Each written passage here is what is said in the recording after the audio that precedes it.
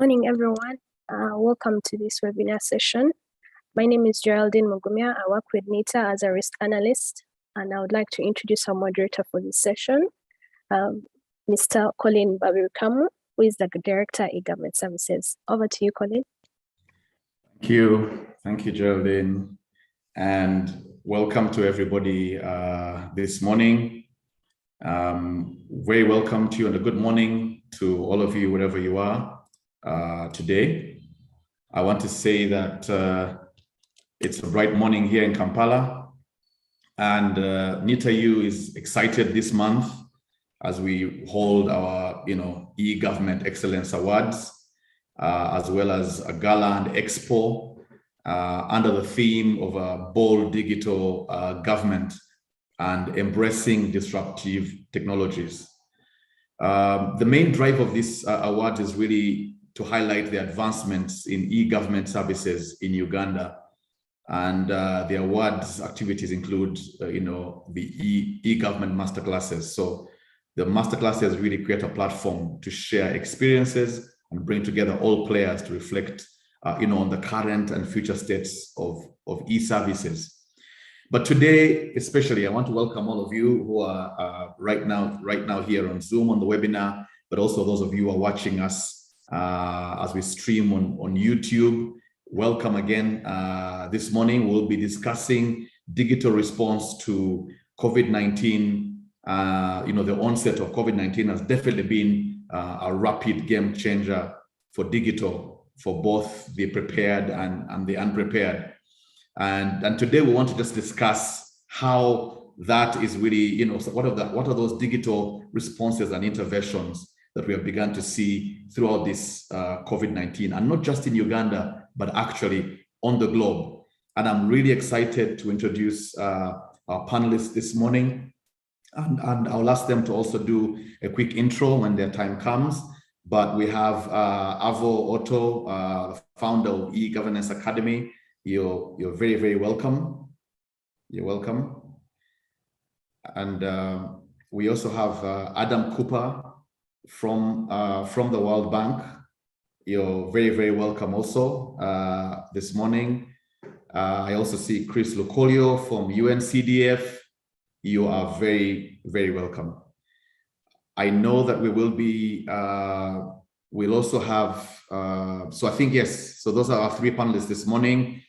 Florence was not able to make it, but we should be able to still make progress this morning. So welcome, gentlemen. I was hoping to have our lady panelist, Florence, but she had some unavoidable circumstances. So it's an all-men panel, and we apologize for that this morning.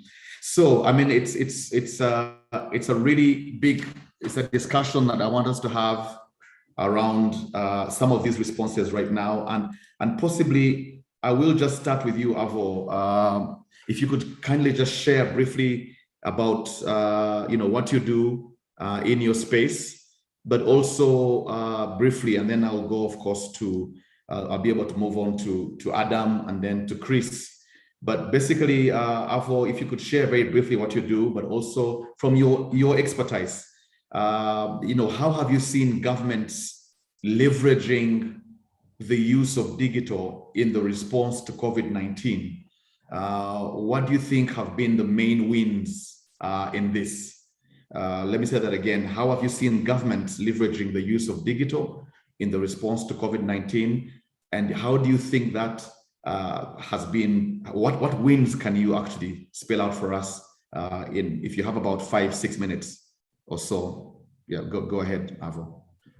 And welcome. Thank you very much, and very happy to meet you online. As COVID times, a lot of meetings moved to online platforms, and I would say it's Zoom and Teams and very popular environments. And I have a few slides as well, if you can allow me just to share my screen.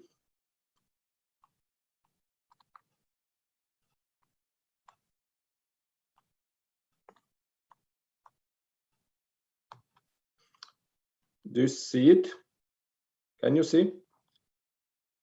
Yes, we can see. So Alpha, go ahead and use 10 minutes. No, Yeah, don't yeah. be limited to So 6. just very shortly, yeah. My name is Arvo, and actually I'm director of e-government technologies in e-governance academy. And with academy, we are working mostly like sharing our experience from Estonia and working with quite many countries. And our academy is not a business organization, but legal foundation. And very happy to say also that we have 2 great projects in Uganda, so we know a little bit the environment of Uganda. Never been in Uganda, but all this year was online mostly. So we have been working in more than 130 countries, and today we have maybe 20 countries in parallel. But I would say also that somehow, of course, every country is different, but and also looking at this COVID times, countries are behaving in different ways. But quite often also challenges are somehow similar, and I would like to just note some findings what we got from our work, and now also we are already traveling sometimes, so we continues just to have more like time back 3 years where we had like most of our travels were just on site or some countries.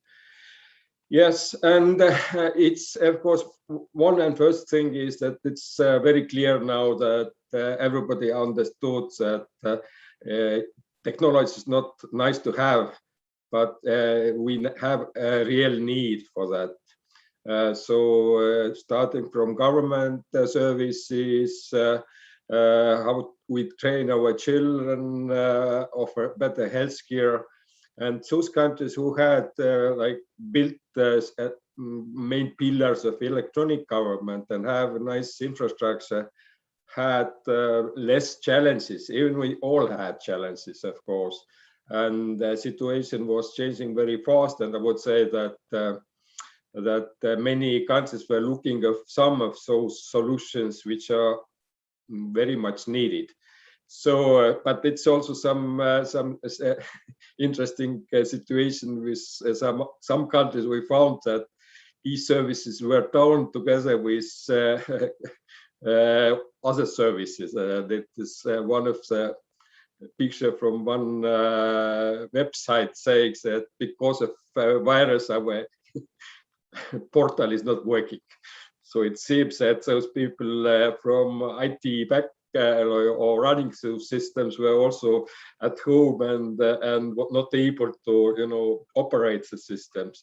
So it was also interesting to see. But of course it's like every country was looking their own solutions in some way. So maybe some lessons or some findings what we got from our projects as well. So of course one of the issue has been infrastructure, and infrastructure is of course access to internet, but if it's affordable or not, because many cases infrastructure or internet is available, but people doesn't have money just to buy this connection. But from other sides, they were just very much needed those different services. I am not talking only about government services, because quite many services were even more important. And when looking in from Estonian side, those as big shopping centers were closed, so it means that people were looking of e-commerce solutions, and in some companies and fields it was growing of 50%, or delivery of food was like partly also going to the internet. So you are ordering things from internet, but somebody's bringing the food to your home, and you don't need to have contacts. So it means that that many simple solutions have been made. It means that also I know that several governments moved online using simply Zoom or Teams or others kind of Skype platforms. But in parallel, it was arising questions about privacy somehow, because those countries who didn't have electronic ID in place in a secure way, then of course using passwords and simple solutions, it caused some risks. And now they're taking it very seriously. So we found that several countries were now very speeding up of implementation of electronic identification mechanisms and taking it very seriously. But of course, there is also a question if you have stable and correct population data management in place. So those countries who didn't have very correct population registry systems, they had some problems, and then they moved a little bit on business solutions, were offering different EID possibilities from business sector side. But anyway, countries with good infrastructure got some advantages, and then now it's like a situation where from our academy, many governments were asking that, please, can you help us to build e-government? But we have 3 months time only. And of course, like you cannot build any electronic government good framework with the services in 3 months. It takes much more time. And this was also something what we found, that it's very clear. So I think that it's time to make bit stop at rethink and build secure and sustainable government systems, and it seems to be one of the strong needs. And final comment from my side, I'm very happy about this developments in Uganda. So this digital transformation is really in high agenda, and with the main aim for efficiency and transparency, but also economic growth and better life of citizens. So it's like my short introduction, and thank you very much for this possibility to be with you this morning. Thank you. Thank you so much, Avo. Really appreciate it. And we'll be coming back to a couple of those things. Very clearly, many governments were caught unawares, obviously, in terms of their infrastructure preparedness and their e-service offering for their governments, and Uganda is not any different. It was quite, nobody was prepared for this pandemic. But let me just go over very quickly also to Adam, and I'll probably ask the same question to Chris after Adam. And Adam, just share briefly, what you do at the World Bank, but also Adam, if you could share very briefly, World Bank is always providing support to various sectors in activating the use of digital. And you've been great partners even for Uganda throughout our RCIP and even the UDAP project that's coming. But what have been the key interventions and successes influenced by World Bank in response to COVID-19, both in Uganda, but also in the region? What has the World Bank been seeing as key interventions and also successes that you have influenced as the World Bank? I'll probably ask the same question for UNCDF, for Chris. So over to you, Adam. Sure, thank you, Colin. I too have a few slides, so I'll just put those on the screen if we can.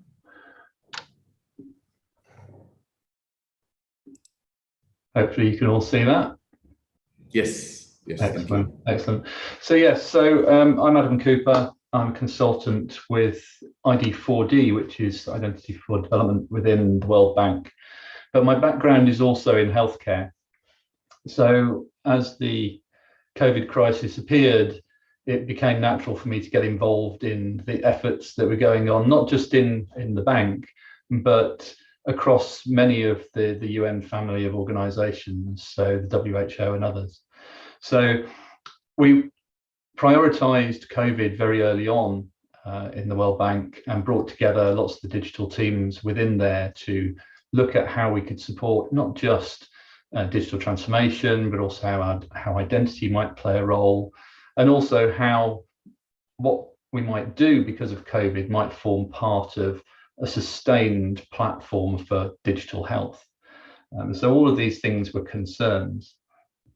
And hopefully as I go through some of these slides, but I can highlight some of the activity we were involved in and the reasons why. So hopefully, there we go. Sorry, slight delay there. So what were the key considerations when we were thinking about COVID vaccines? Well, digital really cuts across the whole delivery life cycle for vaccines, COVID in particular. But one of the things that we did notice very early on, as happens with every crisis, you see a huge amount of technology solutions that purport to be able to solve sweeping problems for countries. And there's a lot of confusion that's created because of that. And what we wanted to do was to try and cut through a lot of that and to help countries to understand what was most appropriate to implement within their country, that would fit best with their local systems and would take advantage of the local situation as well. So demystifying a lot of that was a big part of certainly the work I was involved in. And I'll talk about that a little bit as we go through. There were also a lot of time pressures. COVID came on very quickly. It was very virulent.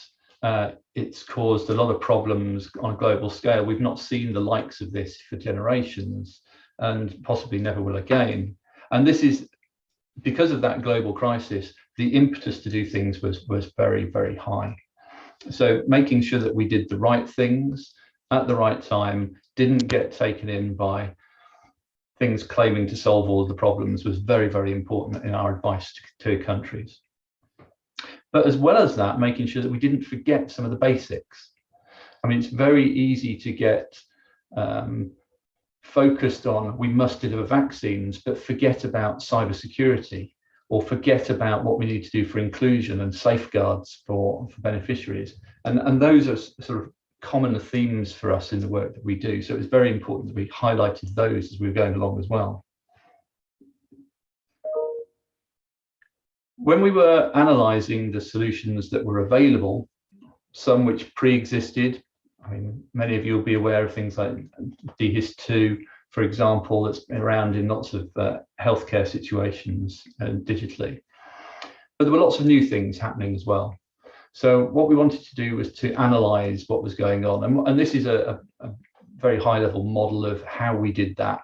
We split things up into solutions, enablers and safeguards, because these were the key concerns, and looked at things like, could we focus on global public goods, for example, rather than closed source systems? What were the advantages or disadvantages of doing such a thing?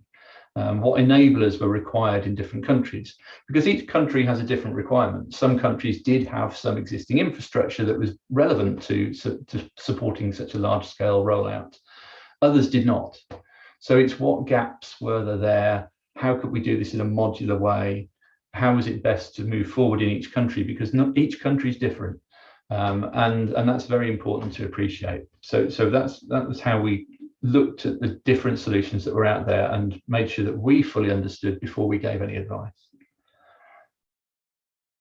If we just think about the delivery life cycle for a moment, one of the really important elements, particularly because of COVID and the speed at which it hit, and the lack of vaccine, I mean, initially there were none. Let's bear in mind that these were developed incredibly quickly. Prioritization was massively important and still is. Why? Because there are supply issues, particularly in the early stages. Certainly now, we needed to be able to look at society and look at who are the priority individuals that might need to be protected first. So your healthcare workers, for example, is a very obvious choice. It might be the elderly. So people who are vulnerable. It might simply be by age. And how do we get them registered? So prioritizing all those individuals is a massive part of this. Technology itself, though, cuts across the whole thing. I mean, it can get involved in supply chain all the way through to training healthcare staff and monitoring what happens after you've given people the vaccine, because that's also very important. And I'll talk about that a little bit later as well. So just thinking about prioritization at the moment, one of the other aspects there is mass communication. So helping beneficiaries to understand, why do they need the vaccine? How do I get it? Where do I go? What's the process? So it's very, very plain and easily understood for people. that they are either how they can become eligible, how they can go and get the vaccine, where they have to go. Very, very important. And we've seen lots of different ways of doing that. We've seen pre-registration systems that are online, where people can go and just put their details in and register to check their eligibility. I mean, they've been very useful in many countries, particularly because COVID stopped people going out. So it was very good to have those facilities, but also reaching them through maybe mobile communications, text messages, emails, all these kind of things are very important. So that awareness is, although it doesn't sound like that's the key thing that you need to do, you need to vaccinate people, you also need them to understand how to be vaccinated. But there was also the problem of figuring out, well, who does need to be vaccinated? So what registries are available in country? How can they be aggregated? And we've worked with various countries looking at what currently exists and might be reused, and what the gaps are, how national identity systems might be incorporated into that to help us make sure that we are tracking beneficiaries as they register, become inoculated, and then monitoring them post-inoculation to look for adverse effects, and for example. So all of those things were very important to factor in at this stage. Scheduling was also an element of this, and it's very important to make sure that if there were multiple doses, for example, that you managed to invite the right individuals back for a second dose at the right time, that people were not missing doses, for example, all these kind of things, making sure that you are covering the priority groups, looking maybe using GIS systems to see where, from an operationally, because this is a big part of this as well, it's making sure that efforts are put into place to make sure that you can actually get the vaccines to where they're needed the most. And those are all very important parts of this operational and distribution element of immunization on such a mass scale, which frankly almost no country had any experience of at all. So it was very, very difficult to do this in some cases. But having the right data there and the systems to support is useful. Let's move on, just conscious of time. One of the important things I said as well is that we have to remember that COVID vaccines were very new. They didn't exist at the beginning of the crisis. They've been developed at incredible speed. It's amazing the work that the pharmaceutical companies have done to get various vaccines globally, but they are new. We don't understand fully, even now, some of the effects, particularly because of the variants that are happening with COVID. We've got Omicron now, for example. We're only just really understanding how that affects people and whether it's more severe or more virulent. So gathering this intelligence and monitoring people once they're inoculated is very important. So having the systems there to do that through the vaccine registries, but also being able to contact them.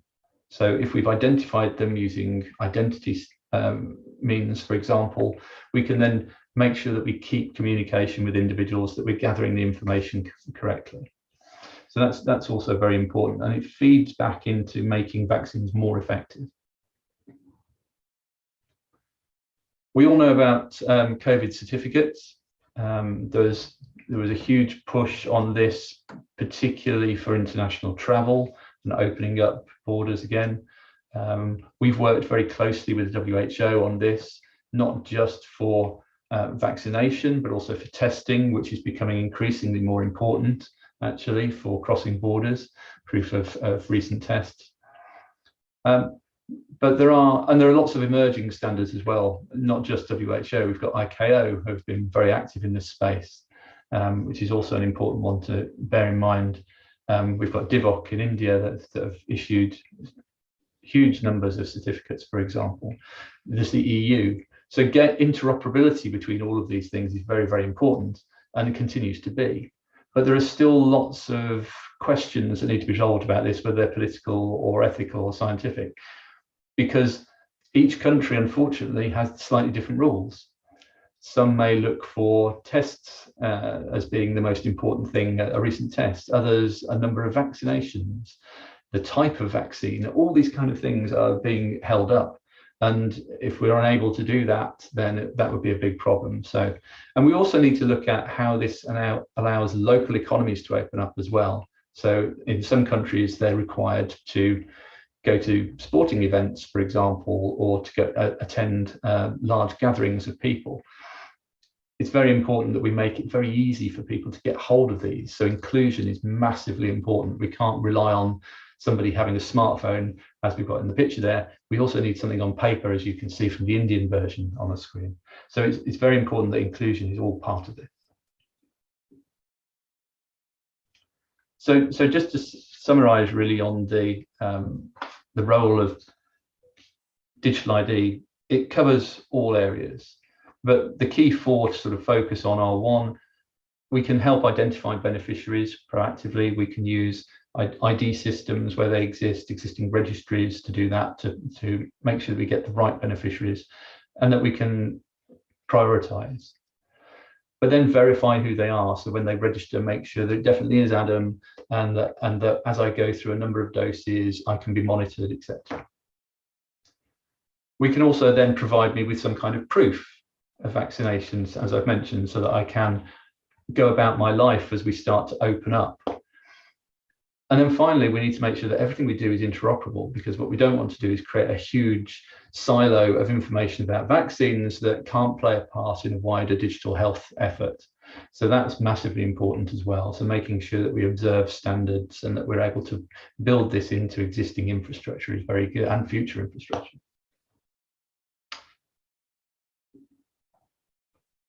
Our sort of main recommendations would be to make sure that what we do here, although it has to be very rapid and it has to be part of a long-term effort, it's very important that we do that, so we plan effectively. Where we've got existing systems, we need to leverage them and not just throw them away. It's very important. We need to make sure that we've used standards, because, as I mentioned, interoperability is very important. We don't really, by the urgency here, actually take ourselves into vendor lock-in or technology lock-in. If we can use ID, that's fine, but it shouldn't be a prerequisite for getting a vaccine. Everybody should be able to get a vaccine. So inclusivity is massively important. So what we do with the technology should not exclude people. That's one of our priorities. So alternative mechanisms should be in place. Paper, for example, is still a valid way of doing this. And we need to look at local legal frameworks and best practice as well. It's not a case of we can have one size fits all. Every country has their own particular needs, and we need to accommodate that. That's very important. And then just finally, just to mention, there is the Digital Health Centre of Excellence, or DICE as it's abbreviated to, which we are part of. It's led by UNICEF and the WHO, but as you can see, the World Bank, Gavi, USAID, various others are involved in this as well, all working together to help COVAX countries to implement these kind of systems and services, and make sure that what we do is sustainable, scalable, and that we have the right healthcare solutions in place. Thank you very much. Thanks, Adam. Really appreciate. I have a feeling we need to take this conversation on again to the next level. I see Stephen Chisuze from NMS here also. NMS is the National Medical Store. Yeah. We are trying to work out a way in which we can also manage demand and prioritization of these vaccines. And so we're sort of learning on the go from a digital perspective. And I like the way you've broken down the e-health interventions, all the way from prioritization, to all the way to monitoring. And I think we need to have more of these conversations, because without digital, I don't see how we were going to, scale and reach the citizens and also be able to monitor and pass on the certificates without using the use of these channels. Yes. I have a feeling we need to have another conversation on this, but within the hour, I would like to also, so I'm thinking that, it's Stephen and yourself and a couple of people who are here, attendees, feel free to ask some questions, but we might need to delve deeper with Adam, on a follow-up discussion. Let me just maybe go to Chris right now. Similar question, really, Chris. What are some of the interventions that you see UNCDF providing support in the various sectors during this pandemic time and during the COVID-19 and the use of digital? what have been some of your successes that have been influenced by UNCDF, also in Uganda, but in the region. Over to you, Chris. Thank you so much. I won't use my video. My connectivity isn't that good, but I hope you can all hear me. It's a pleasure to be here. It's a pleasure to be here and to join this conversation. As you all might know, so UNCDF is the UN agency that has a capital mandate. Others are achieving or contributing to the SDGs using other tools. But we do it through trying to unlock public and private financing for underserved communities. And so, as over the last several decades now, we've done that through different means, but more recently by improving access to digital finance as a way to address lack of access to finance for underserved communities. There has been an evolution, however, over time that you cannot address access to finance, challenges in access to finance by improving access to digital financial services without addressing the other challenges around digitalization. And so we then evolved to now look at building inclusive digital economies. This strategy predated COVID. And so at the time when COVID hit, we actually, it turned out that we were already trying to promote the idea of digital inclusion. And so what then happened was that, with this, there was of course a greater appreciation when COVID hit. There was a greater appreciation for the role that digital platforms, digital service offerings play in really delivering efficiencies and access really for day-to-day services, whether it be in education, healthcare, finance, agriculture. And so once the pandemic hit, we did see an increased appreciation for those things. Really, the work that we do is focused on those who are in danger of being left behind. I mean, many of us already have access and knowledge of the utility, but let's think about rural women, refugees, migrants, small businesses. And so, like the previous colleague from the World Bank mentioned, really, we were focused on that issue of inclusion, on those who are in danger of being left behind. So with that, we have embarked on efforts to really work with public and private sector partners to address issues around household policy. So if you are going to ensure that we don't leave underserved communities behind, how do you have the right policies in place that are enabling, that allow for adoption and usage? Additionally, how do you ensure that there's the right infrastructure to reach these last mile communities and ensure that there is indeed access? How do we ensure they have access to the right devices? Thirdly, how do you encourage inclusive innovation? That when we come up with new use cases, and we have worked with different partners now, even with COVID coming on and having restrictions in movement and access to markets. Indeed, we have seen a greater adoption of e-commerce platforms, and we have worked with various partners to build solutions around that enable local market vendors, rural farmers to take advantage of these platforms. But how do you ensure that you're building those platforms in such a way that they're taking into account the circumstances of those underserved communities, whether it be limited knowledge, digital literacy, whether it be limited access to devices or high-speed internet? And then lastly, how do you indeed build up that knowledge? How do we address issues of literacy? So making sure that people have the right skills to take advantage of these platforms to improve their productivity and indeed maintain their revenues during this pandemic. And so we have taken on various interventions within those pillars, within those 4 work streams. really working very closely with various government entities. So within Uganda, obviously working very closely with NITA, and going a step further. So as we talk about issues related to data privacy and protection, actually under NITA, you do have the Personal Data Protection Office. We have worked closely with to put in place, a portal that allows companies to register and show how are they using data of common citizens, and those citizens can actually see and know that, oh wait, my data is being misused in this way and that way.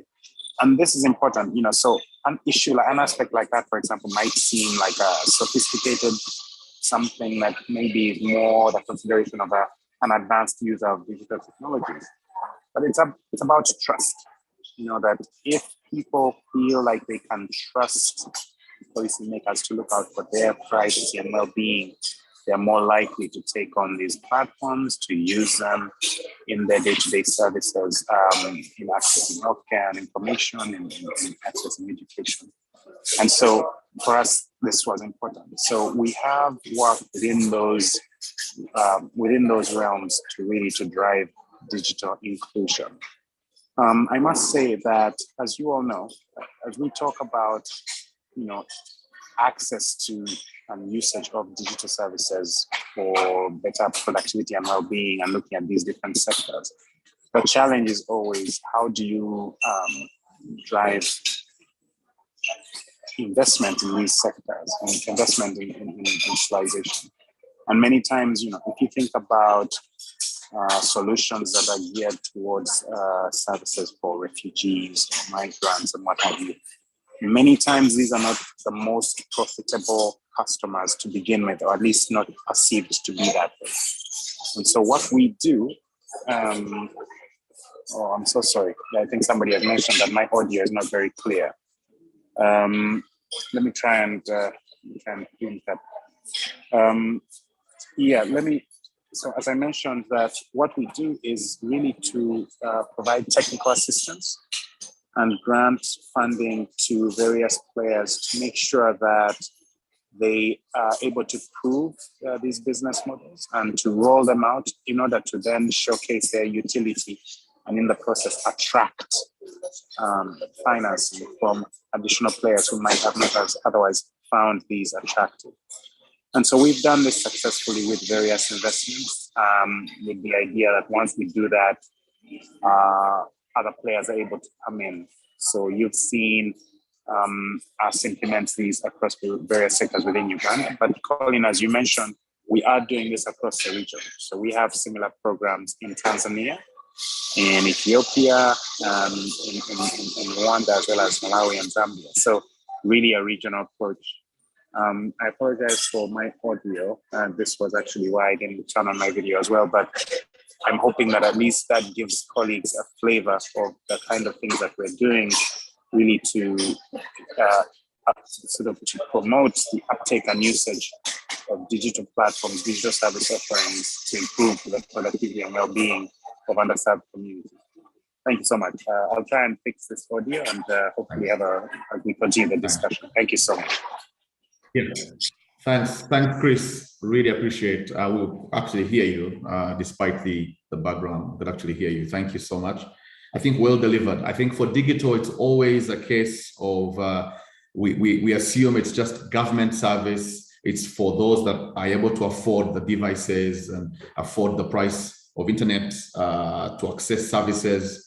But I think it's important that no one is left behind, with this whole digital acceleration and the digital drive. So thanks, Chris. And I also want to thank UNCDF for their support to NITA and the government of Uganda with the digital, or rather the data protection portal.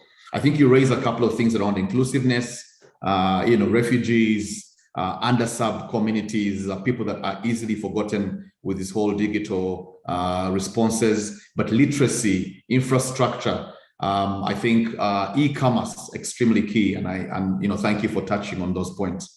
But let me just go back quickly to Avo, because as we begin to, there are a couple of questions. Maybe it's just one question from Jude. I don't know if you were able to see that. I think it's saying, Avo, do you mean that there is availability of infrastructure to power digital transformation. I missed this explanation. So you could just touch on that, on the availability of infrastructure. I'm sure it's a variable in different places. But also, Avo, just, Adam also has another question. It's in there, he'll be able to take.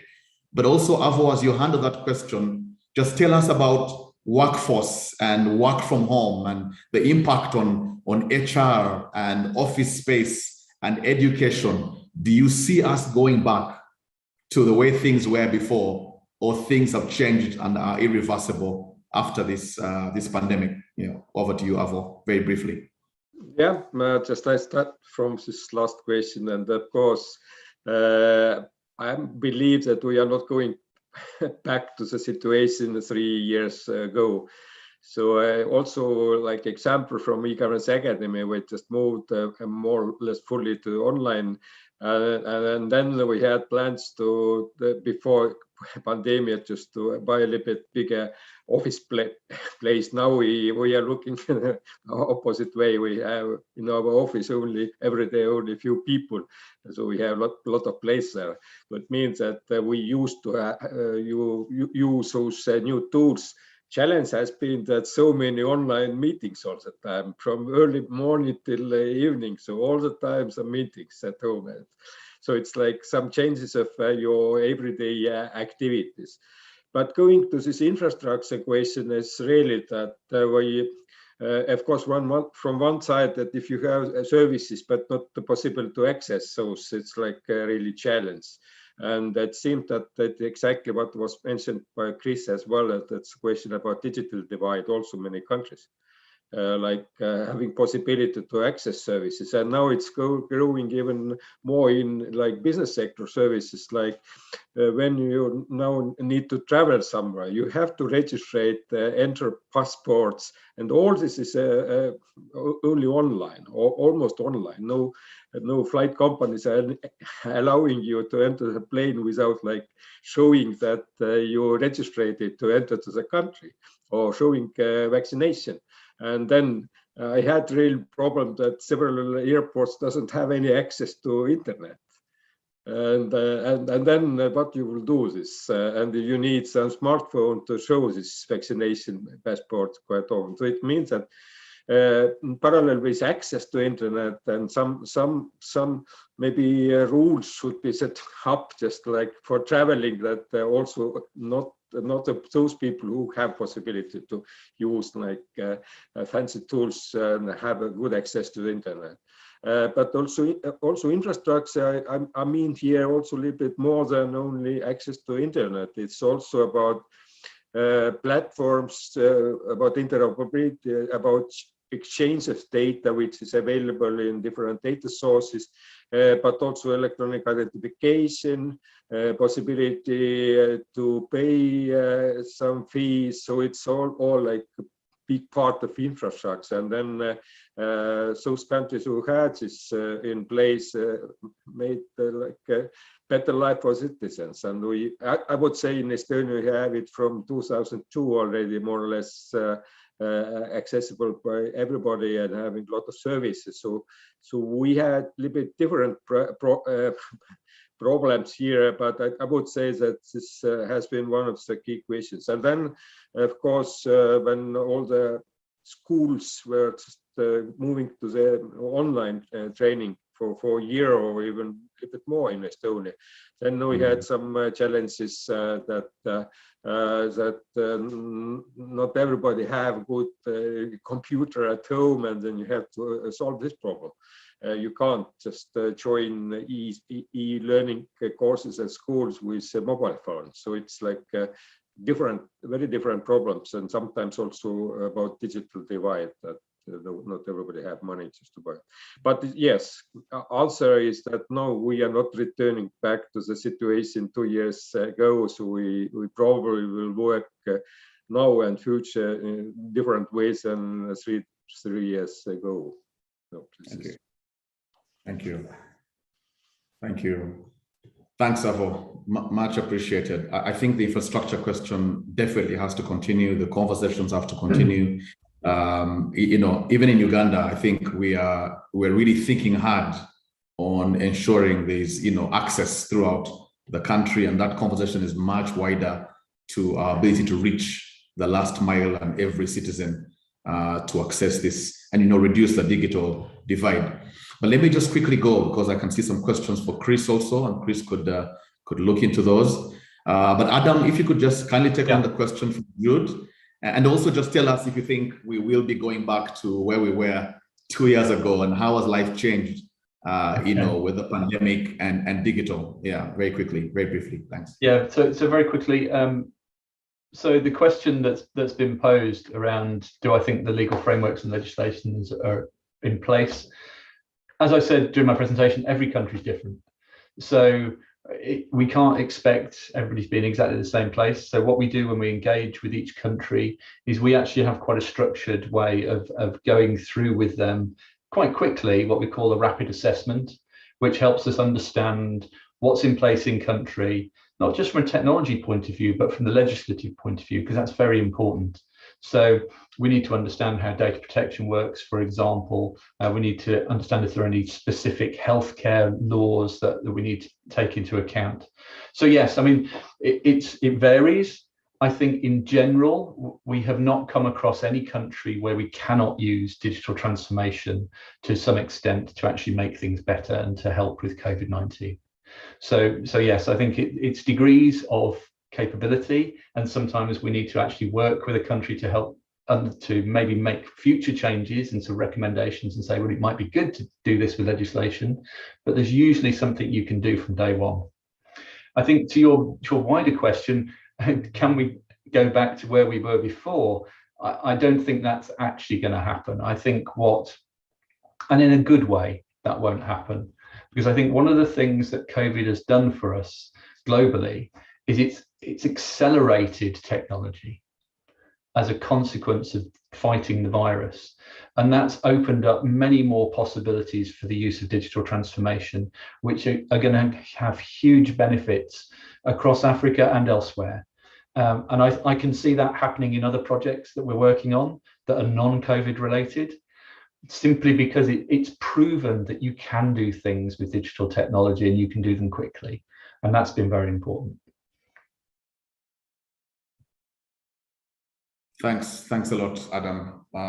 Much appreciated. I think some scientists have said the digital acceleration in the last 2 years has been worth about 4 years digital acceleration. Some even say more. We've been able to do much more than we would have done, in our normal, adoption curves. So it is a good thing. There is a silver lining to this in terms of digital adoption.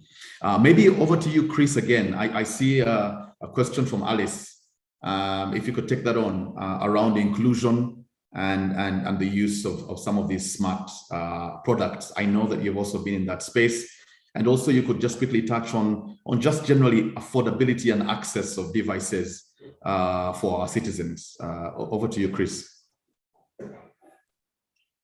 Thank you so much. I hope my background is more friendly now.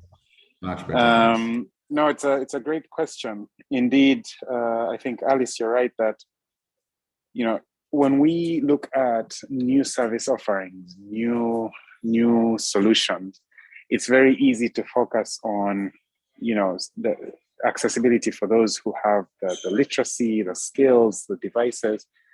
Indeed, we've seen certain innovators come up with something that only works with the latest iPhone, and you need high-speed internet.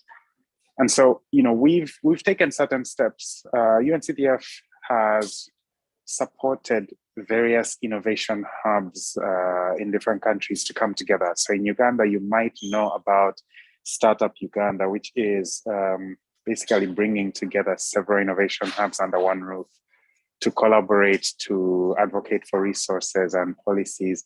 But the idea is that under that umbrella, we are able to advocate and guide the conversation towards inclusive innovation, that as people come up with new solutions to tackle COVID-19 and other challenges in society, are we taking into account the fact that you have refugee communities where you won't have smartphones mostly, you're going to have feature phones, you will have solutions that require identification, but they have attestation letters and maybe not a national ID because these are displaced persons. And so allowing that conversation and that lens of viewing problems has allowed us to help guide that conversation and to steer innovations and new service offerings in the direction that is more inclusive of those who might not be living in urban areas and who might not have all the resources needed to make appropriate use. I also wanted to touch, actually, the question you raised, Colin, on access to devices. So this too, you can't simply advocate for. So UNCDF does focus tremendously on how can we work with existing market players to ensure that there are viable solutions in place so that indeed when UNCDF is not part of the equation, that this offering continues. So we have worked very closely with local mobile network operators to look at where can we have not just affordable devices, but also payment plans for those communities where you might not always have the resources to buy the highest end device. Additionally, we've worked with, sometimes it's not just the price of the device or even its availability, but really being able to bring it to that user in that last mile community. And so we've worked with several entities that are developing last mile distribution networks. So you have individuals within these communities who are knowledgeable about technology, but can also promote different other devices or service offerings.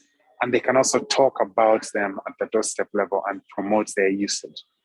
This is an important thing to note because in that situation, that individual is not paid by UNCDF or by a donor. They're actually getting a commission from, say, the mobile network operator or the bank that's, extending services or the digital financial services provider. And so really it becomes a sustainable model because, again, this individual is within the community. They earn a commission from the products that they are promoting, but actually they are also able to be a source of knowledge for usage and access. And so bringing those services much closer to the community in a different way than, a donor might do, with a one-time rollout, or a big telecom network might do if they need, to set up big infrastructure, but really enabling community members to engage with the people around them to drive this digital literacy, this inclusion, and this access to devices. And so these are some ways, these are some things that we've done to ensure that indeed citizens are participating and that they're able to take advantage of these devices and platforms to improve, whether it's access to information or agricultural inputs or access to healthcare. And we've seen tremendous movement with this. I should also mention lastly that the technical assistance we provide, the resources that we bring to bear are very performance-based and we look at milestones that hopefully encourage results that, once we do this, we try to then see, are we seeing movement in the market? Are we seeing competitors coming into the market? Are we seeing partners invest more in these interventions? And for us, those are the signals that indeed there is movement within the market, not just from the specific intervention, but that there's actually movement. If a competitor is coming in, that's a good sign. If a partner is investing more, that's also a good sign. And so these are the systemic changes we seek in order to drive this market change. Thank you so much. Thank you so much. Thank you so much, Chris. Much appreciated. Thank you for your responses on inclusiveness and technology. My dream is always to possibly in Africa, but also in Uganda, for every citizen, every household, but every citizen to have an affordable smartphone in their hands, less than 100,000 or, $25 smartphone in their hands that they can pay off over a period. That drives, internet penetration. It drives smarter ways to do e-governance. And so that's something that I hope we can actually partner on together, UNCDF, and think even a bit further on. I know that our time is fast spent, our panelists, but Maybe as we close, Avo, maybe just as we close right now, we've got maybe just a minute for you. I know that Estonia is probably number one or number two. I mean, it could be debatable on the e-governance space as a country, and everybody looks up to your models in Estonia. Did you feel ready in some way because you were already a digitized country? Do you think that eased some of the interventions in Estonia? Just very, very briefly in a minute or so as you close, and then I'll pass one question to Adam, and we'll be able to close. Yes, I don't know in which place Estonia is. It's always like relative, but then I think that in some sense, we were ready, but in some sense not, because you need to rearrange your work, everyday work in some way, and you need many things, not only technology for that. And I would say also that we seriously also look around, sometimes legislation, sometimes organizational changes. So in sense of technology, we were relatively ready. But like distribution of vaccines, for example, it was not a new thing for us as well. Yeah. And then that's why you never can say that e-government is completed already. So it's permanently changing and needs are changing. So this is short answer. Next. Thank you, Avo. We are encouraged to keep going because I think e-governance doesn't end. There's no end game. You've got to keep evolving and thinking around it. Adam, as we close, we're struggling with surveillance in Uganda. Some of the patients get tested, are set off to go home, waiting for their results. It's hard to actually find them after that, right? So surveillance is a very, very big issue for us in Uganda. How has that worked out, elsewhere, very, very briefly? Because we need to be able to find these patients, isolate them, and protect the community, especially now with Omicron. How is surveillance going from around the globe? Yeah, no, it's a very important point. The surveillance element of this and making sure that we understand how effective vaccines are and where they're not effective as well is important when we get adverse effects. So yes, one of the things that we found really important is being able to correctly identify individuals in the first place. So as I mentioned before, if we can link to an ID, national ID that exists, that's very important, because that makes it much easier for us to then in the future contact these individuals, because they'll be then using that ID when they contact and work with government. So it's a very good way of doing that. If we can build that into where available, the ability for them to access services via a mobile phone, whether it's a smartphone or not, it doesn't have to be a smartphone necessarily. One of the things you can use quite effectively is text messaging to make sure that you're in contact with individuals. So it could just be a feature phone, which makes the barrier a lot lower, because you can then send them a message a certain period of time after they've been vaccinated to ask them, did you have any adverse effects? Have you subsequently contracted COVID? Whatever the questions might be, and keep in contact, but link it back to their unique identity if possible.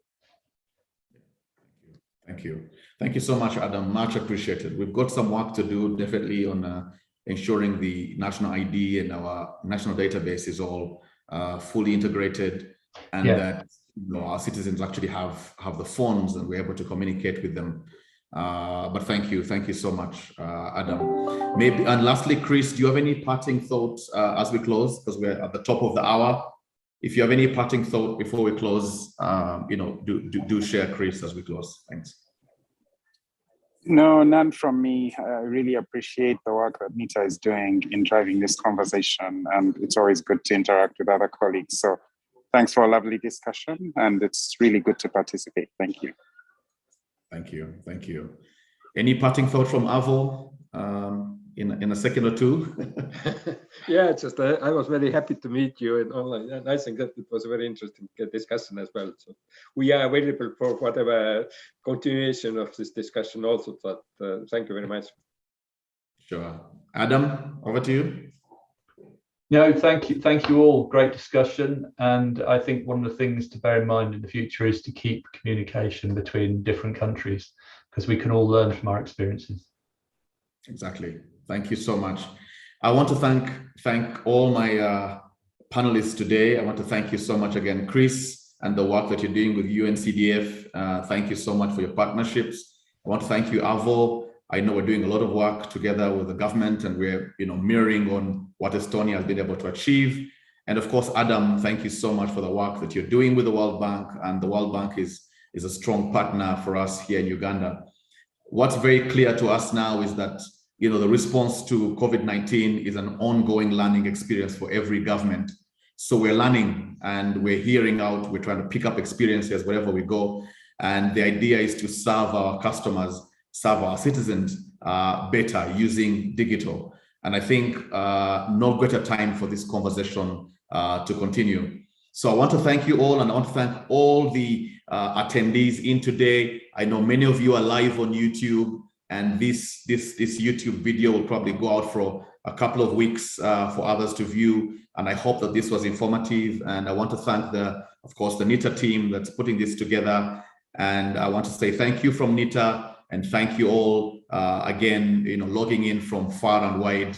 Thank you, and have a great day as we keep using digital to advance, the cause of serving our citizens better. Thank you, and bye-bye. Thank you.